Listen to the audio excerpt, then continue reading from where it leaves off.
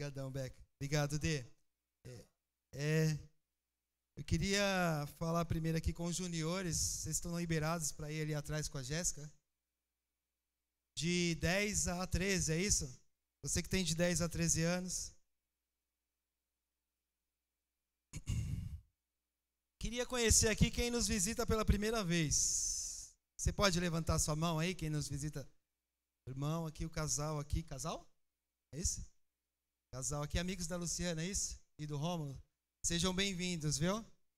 Essa igreja tem orado por este bairro e temos clamado ao Senhor para Ele enviar os seus filhos.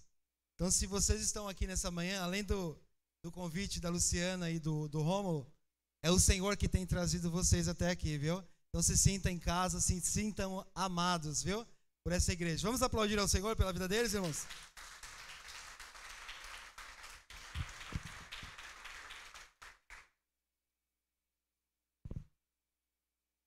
Meu desafio aqui nessa manhã, irmãos, é dar continuidade daquilo que foi ministrado no domingo pela nossa pastora.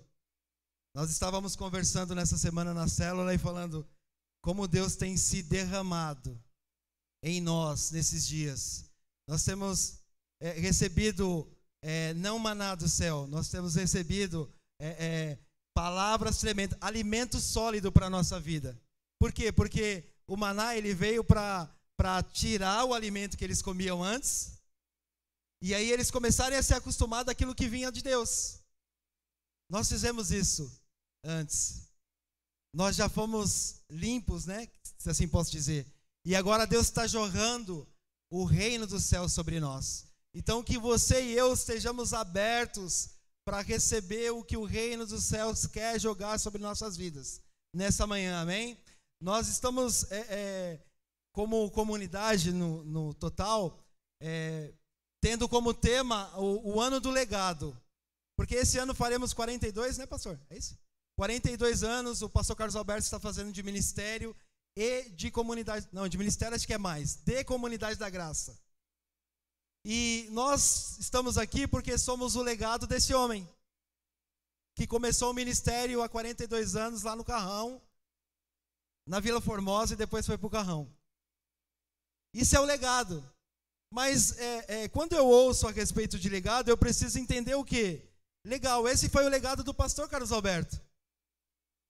E o meu legado? Como eu estou construindo ele? O que eu vou fazer para que a geração futura aproveite daquilo que eu comecei? Como eu estou vivendo para que a geração futura receba aquilo que Deus prometeu sobre a minha vida e sobre a geração que sai da minha casa. E aí hoje nós vivemos em uma realidade um pouco diferente de que do povo de Israel, que a geração de Abraão é eu e você. Nós não somos só a geração, eu não sou só a geração do seu Antônio Lima. Eu sou também parte da geração de Abraão, que tem recebido a promessa de Deus. Aliás, deixa eu mudar aqui a frase. Que tem recebido não, porque nós já recebemos. Agora que tem se apropriado das promessas de Deus para a nossa vida. E eu queria dar continuidade aqui. Você lembra que a pastora ministrou domingo o livro de Números 13 e um pouco do 14, né, pastora? E eu quero continuar aqui no 14.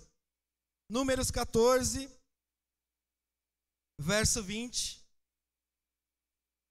Onde Deus ele fala sobre o legado de Caleb. Aqui a gente vai ver que ele está falando sobre Josué e Caleb, mas eu vou me atentar mais aqui com o legado de Caleb. Por que isso?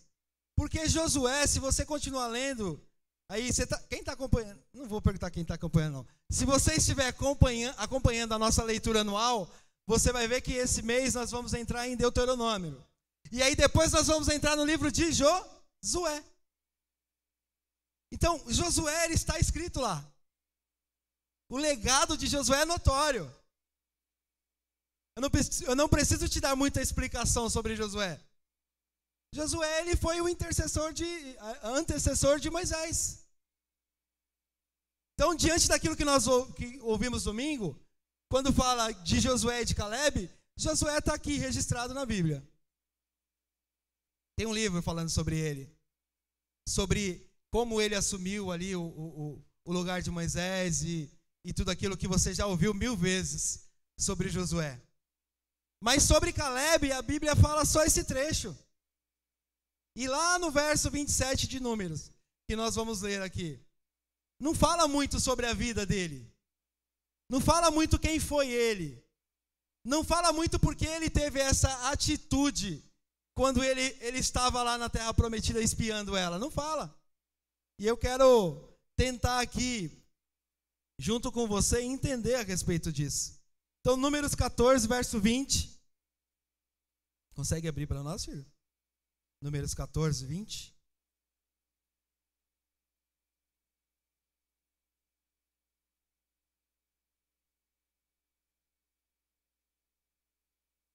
Abre aí na sua palavra também, no seu celular. É importante a gente acompanhar a leitura.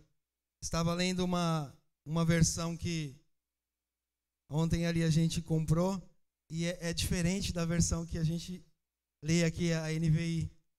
E eu falei, interessante que, embora as traduções são diferentes, mas o princípio, a base é a mesma. Então diz assim, ó, no verso 20, o Senhor respondeu, eu o perdoarei. Isso Moisés, lembra lá? Tudo aquilo que a pastora falou, os espias, os 12, foram até a terra para espiar, para ver como a terra era, né? Se era boa mesmo, como diz a palavra de Deus, como quem habitava nela e tudo aquilo. E aí veio 10, trazendo tribulação para todo o povo, confusão e destruição. E se levantou dois homens, Josué e Caleb. E aí, depois disso tudo, Deus fala que esses homens, eles não herdarão a terra e que eles seriam mortos no deserto. E Moisés se levanta e fala assim, não, Deus, espera aí, se o Senhor matar, como que os egípcios vão falar assim, Deus tirou eles lá daqui do Egito e não teve sustentação para colocar eles na terra que prometeu a eles. E aí Deus fala, não, tudo bem então. Aí começa aqui o verso 20. O Senhor respondeu, eu perdoarei, conforme você pediu. No entanto, juro pela glória do Senhor, que enche toda a terra, que nenhum dos que viram a minha glória e os sinais milagrosos que realizei no Egito e no deserto e me puseram à prova, me desobedeceram 10 vezes, diz na minha versão. Me desobedeceram 10 vezes. Quem é pai aqui? Levanta a mão. Nossa, não tem mais pai não? É sério? Pai, mãe, pais. Mas é porque os pais não levantaram mesmo. Você está com dúvida, irmão? Você é pai? Levanta a mão. Você é pai, sim.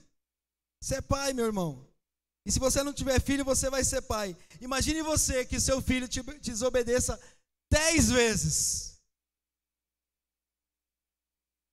Os pais aqui, porque provavelmente deve ser igual eu, pode até ser que fique, moleque, eu vou te pegar. A mãe não vai esperar 10 vezes, não.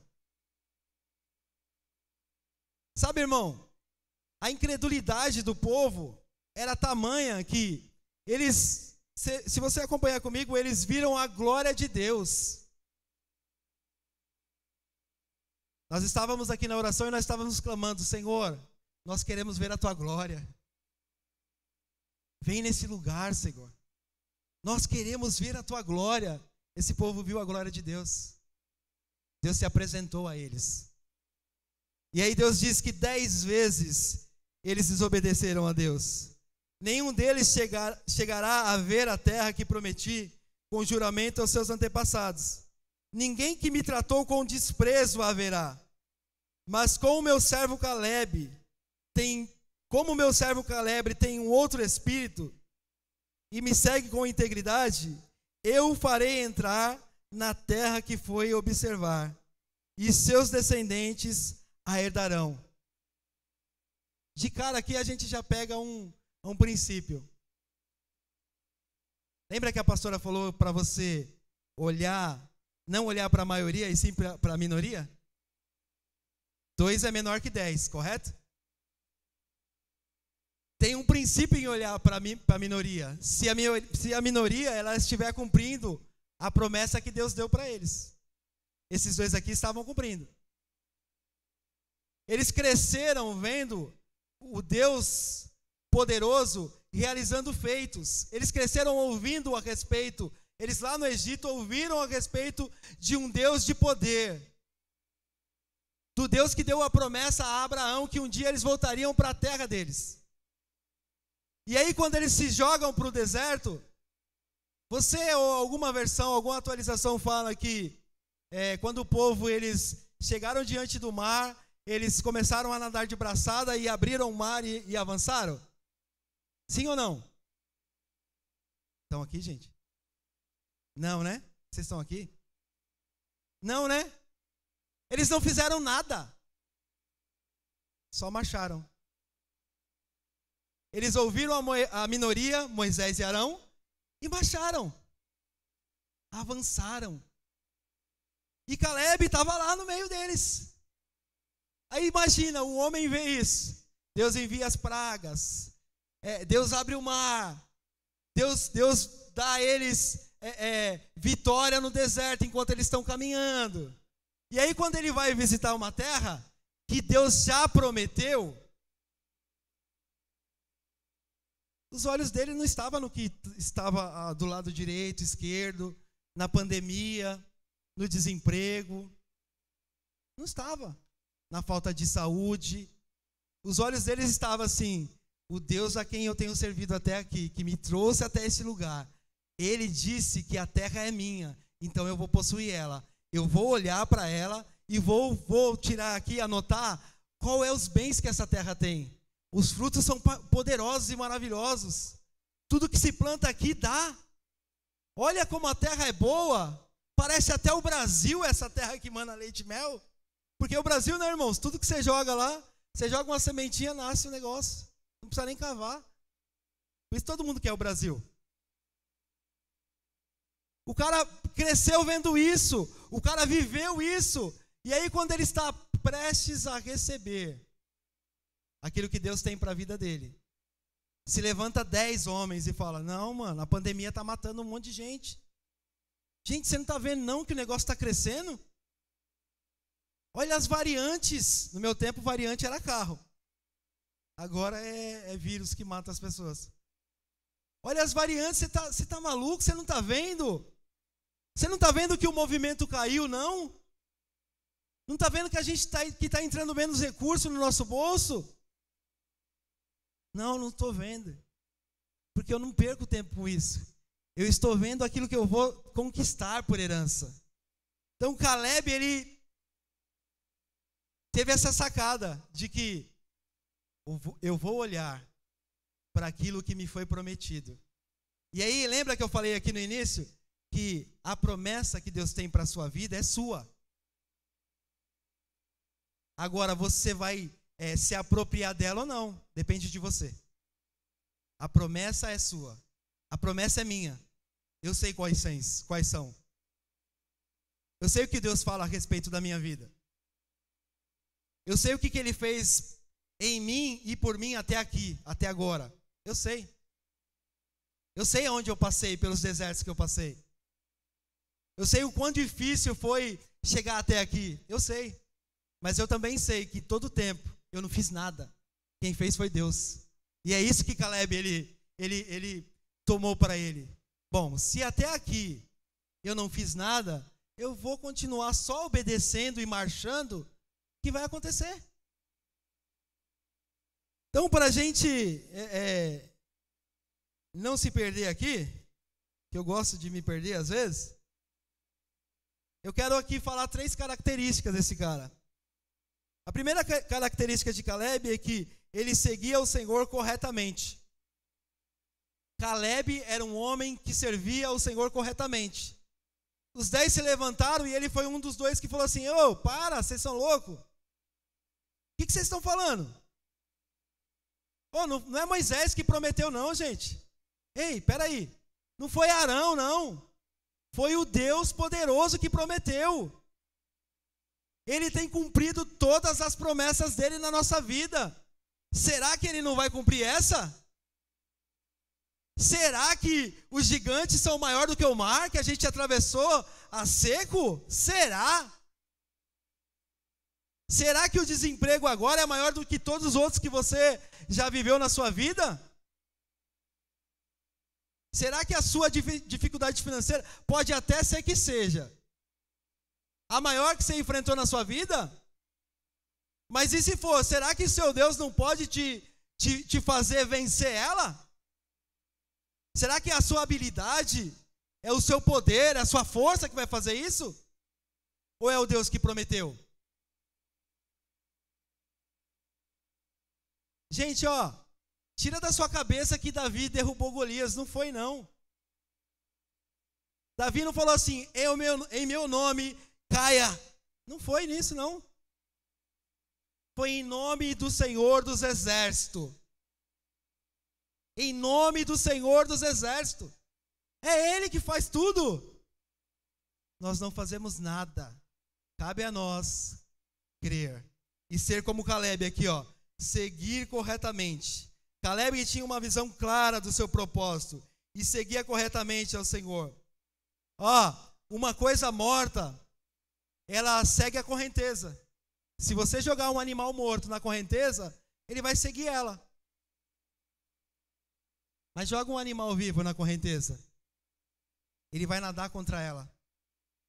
Eu e você, nós fomos chamados para nadar contra a correnteza. Nós fomos chamados para ir ao contrário do que o mundo vai. O mundo olha para a pandemia e fica apavorado. Nós olhamos para a pandemia e falamos, quando será que o meu Deus vai levantar? Quando será que o meu Deus vai se levantar e destruir isso? Quando será que ele vai se levantar e exterminar com isso? Aí quando nós vemos a vacina chegando, nós falamos assim, ele já está se levantando. Ele está dando inteligência ao homem para criar uma vacina, para imunizar a população. É ele que está se levantando. Não é o cientista, não é o Butantan, nada disso, irmãos. É o Deus, o Rei dos Reis, Senhor dos Senhores, o Todo-Poderoso, o leão da tribo de Judá que se levanta e dá inteligência ao homem para criar as coisas e nos socorrer. É isso. É isso, irmão. Foca os seus olhos de uma forma correta. Tira o foco da tribulação, da dificuldade, do problema. Tira e foca em Deus. A Renata falou aqui, o mar, lógico, o mar vai se mover. O mar, as ondas vão vir, a gente vai sentir a brisa no nosso corpo, vai arrepiar. E aí se a gente não estiver focado em Jesus, a gente vai afundar. Mas se os nossos olhos estiverem postos nele, vamos fazer como Pedro, vamos andar sobre as águas. É simples assim. É nós que complicamos. Tem muitas pessoas desejando uma vida vitoriosa, porém não segue corretamente a palavra. Deus quer nos dar a vitória, mas precisamos, como Caleb, ser fiéis. Ser fiéis. Vou voltar aqui na tecla que domingo passado foi falado, retrasado. Ser fiel em coisa básica, irmãos. Estamos fazendo um plano de leitura. Seja fiel nisso. Porque Deus vai falar com você nesse plano de leitura. Você vai conhecer, talvez, se você não conheça, o Deus detalhista. Até agora nós estamos vendo detalhes. Olha, o templo é assim, o altar é assim, olha, a adoração é assim, quem vai adorar é os levitas, olha, o sacerdote vai fazer isso, aquilo. Detalhes, que às vezes a gente nem se atenta. Os filhos de fulano que vai herdar isso, os de ciclanos vão herdar isso. Gente, Deus é detalhista. Esses dias nós compramos uma impressora lá em casa, eu já falei isso aqui. E aí chegou, eu falei, não ligou ainda? Vou ler o manual. Eu falei, liga esse negócio na tomada e taca o barco. Não, eu quero aprender a saber como que faz. Ela funciona no Wi-Fi, eu quero funcionar o Wi-Fi dela. Se eu não ler o manual, eu não vou saber. É eu e você. Se nós não conhecemos a palavra, irmãos, não saberemos o que Deus tem para nós. Eu e você, nós somos parte dessa herança de Abraão. nós somos descendentes dele. Tudo que Deus prometeu para esse povo aqui, ó, é promessa nossa. A proteção, a prosperidade, a saúde, a revelação dos céus, é para mim e para você também. Nós precisamos crer e aprender isso. Precisamos tomar isso para nós, irmãos.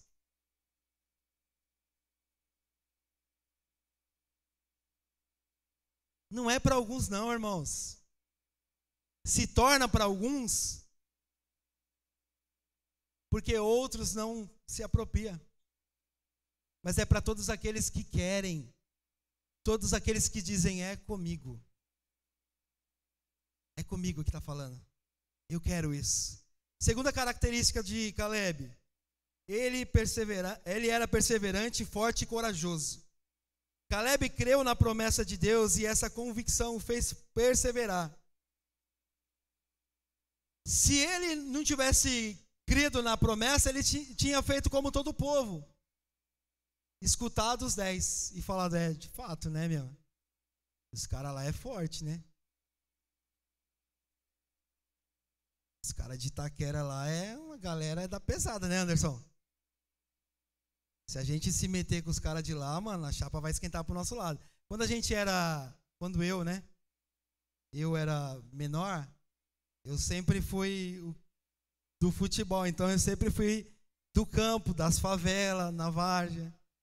E embora eu nasci num bairro bem humilde, bem simples, a gente morava nas ruas de cima. Então nas ruas de cima, a gente ficava no meio assim, entre duas favelas, a do lado do campo e a de trás da minha casa. E aí a galera que morava nesses lugares, eu conheço todo mundo que morava nessas regiões, eles falavam assim que a gente era os playboy, se é que pode ser playboy no lugar daquele. Mas tudo bem, eles falavam que a gente era os playboy. É o filho do prefeito. Porque a gente tinha uma televisão. Porque a gente tinha uma roupa um pouquinho melhor. E aí eles falavam isso. E a gente, em contrapartida, todas as vezes que eu ia jogar futebol, eu não sou bobo nem nada, né? E eu falava assim, vou fazer amizade com os caras, né? Porque ninguém vai mexer comigo. Eu sou amigo do fulano. E aí eu vivia assim. Chegava no time e tal, eu ficava meio de olho, falava assim, putz, aquele ali é o da pesada. É naquele que eu vou colar. É aquele que eu vou passar a bola. Se eu estiver de frente com o gol, e ele também, mas aí, mano, eu viro amigo dele. E ninguém vai se meter comigo. É mais ou menos isso. Eu olho pro Anderson, pro Marcelão, eu olho pro Jonathan ali da Amanda. Os caras são grandão, né, velho? O Crispim é grande, hein? Os caras são fortes. Vamos colar neles, que nada vai acontecer com a gente. Foi isso que eles fizeram, eles olharam o tamanho. Eles olharam a força. Esqueceram que Deus prometeu a eles entregar por herança.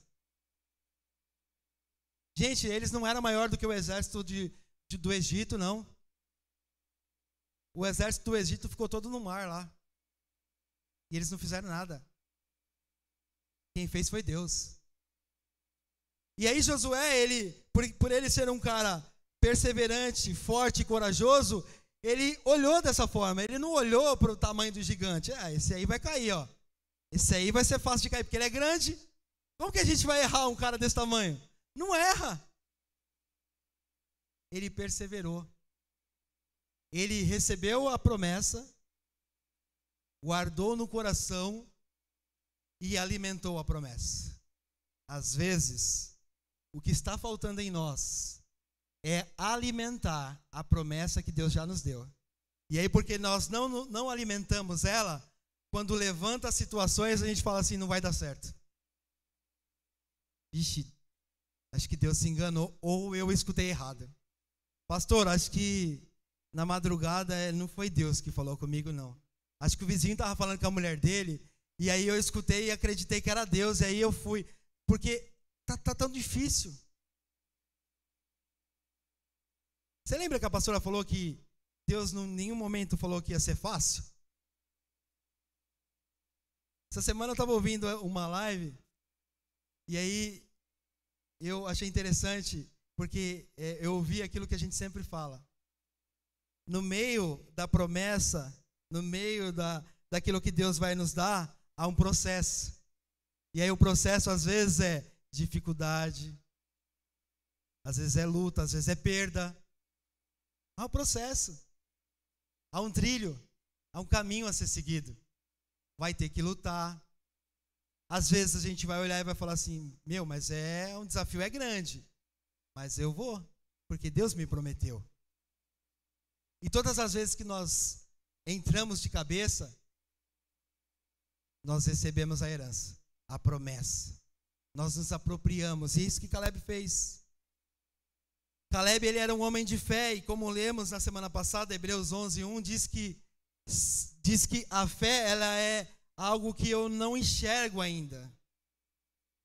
Eu tenho uma promessa de Deus, só que eu não estou enxergando de olhos naturais, porque viver para Deus não é algo natural, é algo sobrenatural. Eu não posso enxergar, eu tenho que enxergar, não posso enxergar com olhos naturais, mas com olhos espirituais.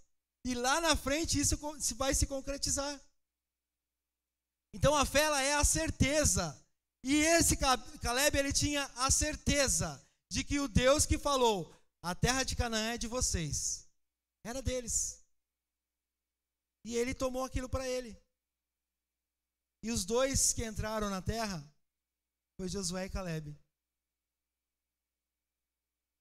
É triste até ver que Moisés não entrou. Moisés, diferente desses aqui que a gente leu, esses 10 espias e a sua descendência, eles nem viram a terra. Moisés ainda viu a terra. Mas Caleb e Josué, eles tomaram posse dela. Eles se apropriaram dela.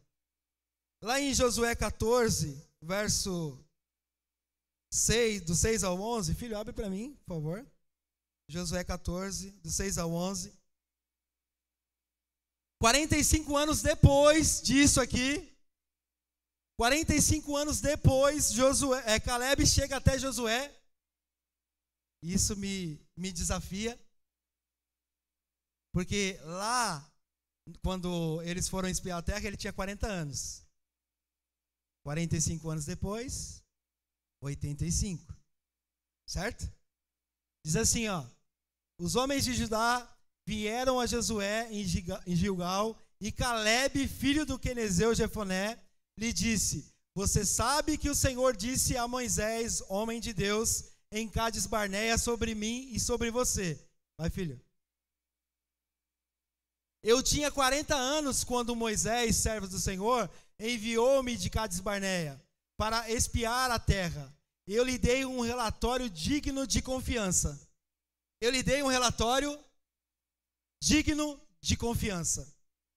Ele está aqui lembrando o Josué, que estava junto com ele, que foi um dos que se levantou com ele e falou: ei, vocês estão pecando contra o Senhor. Ele nos deu, ele nos prometeu, ele vai cumprir. E aí ele vai, 45 anos, e ele está ali com Josué falando assim: você lembra do que Deus falou sobre mim e sobre você? E sobre a nossa descendência? Pula aí pro 10, filho, por favor. 14:10. Pois bem, o Senhor manteve-me vivo, como prometeu, e foi há 45 anos que ele disse isso a Moisés, quando Israel caminhava pelo deserto. Por isso, aqui estou hoje com 85 anos de idade. Pula aí. Ainda estou tão forte como no dia em que Moisés me enviou. Tenho agora tanto vigor para ir à guerra, como naquela época. Ele era um homem que tinha fé, mas perseverava.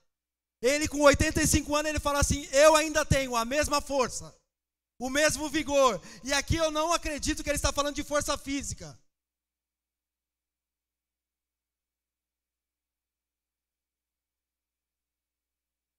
Aqui ele está falando sobre força em crer no Deus que prometeu. Eu ainda acredito nele. Eu permaneci por 45 anos crendo que Deus que prometeu irá me dar aquilo que Ele prometeu. E às vezes por causa de um mês, por causa de uma semana, nós recuamos. Nós nos entristecemos. Nós abandonamos. Irmão, se você tiver que entender alguma coisa dessa ministração, entenda algo, que o meu tempo e o seu tempo não é o mesmo tempo de Deus. E eu e você precisamos aprender, precisamos permanecer, precisamos crer, focar a nossa vida no nosso Criador, no nosso Redentor, naquele que nos prometeu tudo. Você está com vida aí ainda? Sim ou não? Consegue respirar? Sim? Então as promessas ainda estão ativas. É isso que ele quis dizer ali. Eu ainda estou vivo e com o mesmo vigor. Ou seja, ainda a ativação da promessa de Deus sobre a minha vida. Sabe, querida? Não deixe a multidão te enganar. Não deixe a multidão te fazer perder aquilo que é seu por herança. Se aproprie disso. Creia no Deus que tudo pode. Eu e você, nós não podemos nada. A nossa segurança, e aí a minha segurança no meu trabalho, amanhã pode se acabar, porque eu posso perder ele amanhã. A minha e a sua segurança na empresa que temos, pode se acabar, porque amanhã nós podemos perder ela.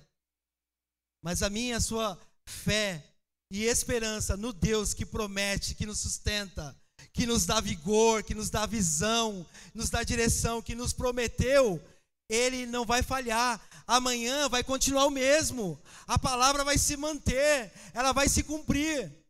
No meu tempo? No tempo dele. No tempo dele. O verso, aliás, terceira característica de Caleb. Caleb deixou um legado aos seus descendentes. Diz lá no verso 24 de Números 14: eu o farei entrar a terra que espiou, e a sua descendência a possuirá. Em tudo o que a Bíblia fala sobre Caleb, revela-nos um homem de fé, um homem honrado, um bom pai, um excelente líder, um homem corajoso, um homem digno e um homem fiel. Esse é o legado que ele deixa para os filhos dele. Pensando em legado, quando eu penso a respeito do meu pai, eu penso em um homem honesto. Eu penso em um homem apaixonado e fiel pela minha mãe. Eu penso em um homem lutador, trabalhador, que faz o que tiver que fazer para que os seus filhos tenham o sustento. Eu imaginando, lendo isso, eu penso que os filhos de Caleb, quando eles olhavam para ele, diziam: aí vai um homem fiel.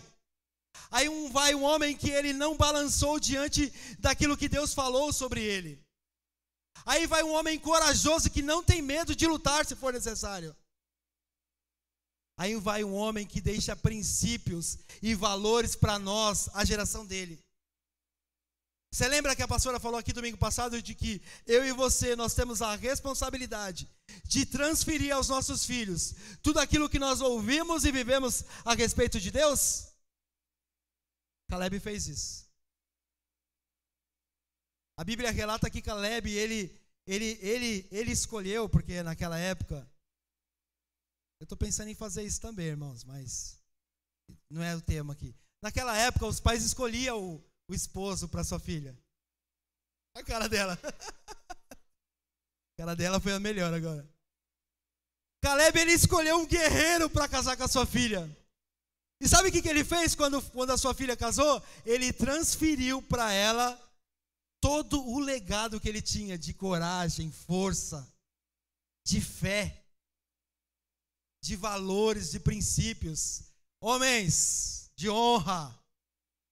Deus colocou eu e você na sua casa para nós sermos esses guardadores do legado que recebemos talvez dos nossos pais ou de homens de Deus, a respeito do Deus que tudo pode.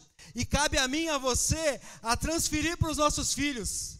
Sabe, hoje eu brinquei aqui, né? Hoje eu não escolho mais o marido para minha filha, mas a minha filha olha a minha vida, e aí a partir da minha vida, ela vai escolher um marido semelhante a mim. Ou não. Porque ela pode falar assim, eu não quero isso não, tá doido? Cara, só chega embriagado, bate na minha mãe. Ô Diegão, o cara trabalha, mas não traz o recurso para dentro de casa. Eu não quero um homem assim para minha vida. Ou ela pode olhar e falar assim, olha como meu pai guarda a fé. Olha como meu pai vive em integridade. Olha como meu pai faz aquilo que ele fala que faz. Cabe a mim e a você. E a você também, mãe. Sabe? Nós vivemos numa sociedade, eu queria pedir já para a banda subir aqui, que eu já estou indo para o final. Nós vivemos numa sociedade em que se larga os filhos na escola, se larga os filhos com babá. Não tem nada errado isso, tá, gente? De ir à escola, de ter uma babá, nada disso está errado. Mas quem vai passar princípios e valores para os meus filhos sou eu. Quem vai passar legado para os meus filhos sou eu.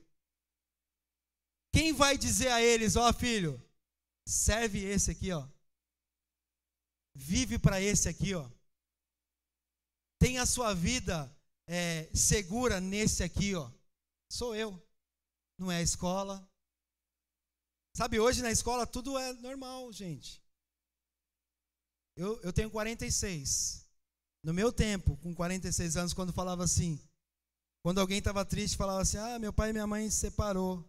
Todo mundo falava assim, nossa, mano, caramba, velho. É sério isso? Hoje em dia você fala, mas é normal, né, gente? Isso é coisa normal, é da vida. Quando a gente fala sobre assuntos de família, eu não vou abrir aqui, porque não tem nada a ver com a mensagem, de estilo de vida. Antigamente, dependendo do que fosse, você falava, uau, o que será que aconteceu para isso acontecer com ele? Hoje em dia você fala para um jovem de 14, 16, 15 anos, ele fala assim, e o que você está estranhando? Ou então fala assim, ó, o que tem de errado nisso? Ele tem direito, Ele faz da vida dele o que ele quiser. Isso não impressiona mais. Não impressiona mais. Não impressiona, né? A pessoa não fica impressionada de ver alguém honesto, íntegro. Se você for gentil com uma mulher no seu trabalho, ela já acha que você está cantando ela. Ela não acha que você está sendo o padrão correto de ser um homem honesto, íntegro, e as mulheres nem gostam disso, né? De achar que a mulher é um vaso mais frágil. Isso é uma palavra que... Uma vez eu falei isso no meu trabalho, eu quase que fui excomungado. Por que é mais frágil? Eu falei, é o que diz, né? Tá bom. Peguei a cafezinho, já contei aqui também, e apertei a garrafa de café e deixei lá, e fui trabalhar. A maldade no coração, já pedi perdão, tá, irmãos? Aí a pessoa foi lá pegar o café e não conseguiu abrir o café, a garrafa. Aí, alguém pode abrir para mim aqui? Aí foi outra moça. Não dá não. Ô meninos, vocês podem abrir? Eu me ofereci, né? Eu abro para você. Ó, com 2 dedos. Aí ela já olhou para minha cara rindo. Eu falei assim, isso é mais frágil. Não é que pode menos, é porque é mais frágil, porque o homem é mais rústico, o homem é mais forte. Você pode ser mais inteligente, mais sensível, tantas outras qualidades, porque Deus deu qualidades para um e para outro, diferentes. Então, querido, só para a gente não desfocar aqui, é só entre aspas aqui, você e eu fomos chamados para deixar o legado para os nossos filhos, assim como Caleb. Deus te deu promessas e Ele não falha. Ele é um Deus que não erra. Ele é um Deus que faz tudo, como a canção que eles vão cantar aqui. Tudo é por Ele, tudo é para Ele, por meio dEle. As nossas promessas, as nossas conquistas, as nossas vitórias, não tem a ver com a gente. Não tem a ver com a nossa qualidade, com a nossa força. Agora está na moda, né? O Gabigol lá, né? Não tem a ver com isso. Tem a ver com o Deus a quem servimos. É Ele, é por causa dEle. Nunca é sobre nós. Não tem a ver conosco, irmãos. Ó, seu diploma é da hora, seu doutorado é essencial e precisa ter, mas não tem a ver com Ele. Não tem a ver com a sua habilidade de criar, não tem a ver com a habilidade do pastor de programar, não tem a ver com isso, tem a ver com Deus a quem ele serve, ao Deus a quem ele acredita e acredita tudo o que ele tem. E assim é na minha e na sua vida. Caleb, ele tinha um outro espírito, lembra que a gente leu lá? Porque Caleb e Josué têm um outro espírito. Qual é esse outro espírito? O espírito do Deus vivo. E eu e você, ó que notícia, nós temos um outro espírito que está em nós, que vive em nós. Você pode se alegrar mais com isso? Ei, você não é igual a todos os outros. Você tem um outro espírito, que esse outro espírito te fará conquistar tudo aquilo que Deus te prometeu. Por isso Caleb se manteve. Ele foi um homem firme nas convicções em Deus e que não deixava se abalar pelas opiniões contrárias. Precisamos de, assim como ele, não nos deixar influenciar com o exterior. Amém? Você pode se colocar de pé comigo?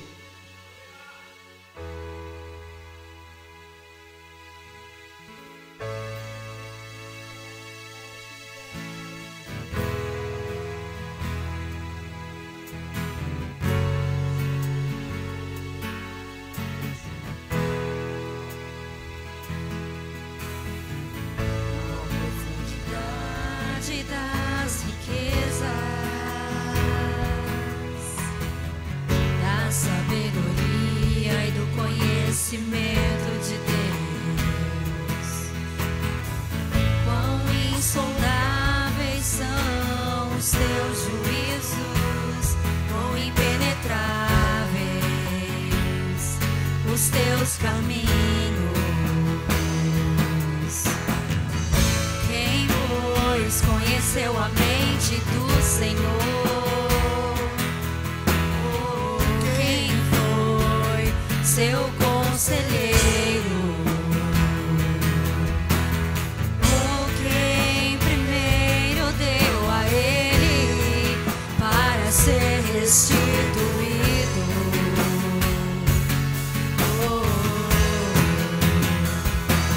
Porque dele, por meio dele,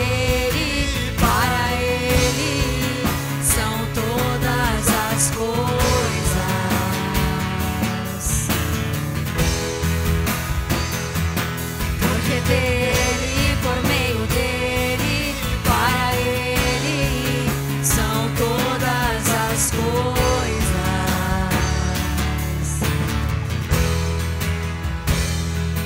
Não, nunca foi sobre nós. Claríssimo, irmão. Nem sobre o que podemos fazer. Não é sobre eu e você e o que podemos fazer. Sobre você. É tudo sobre ele. Para você.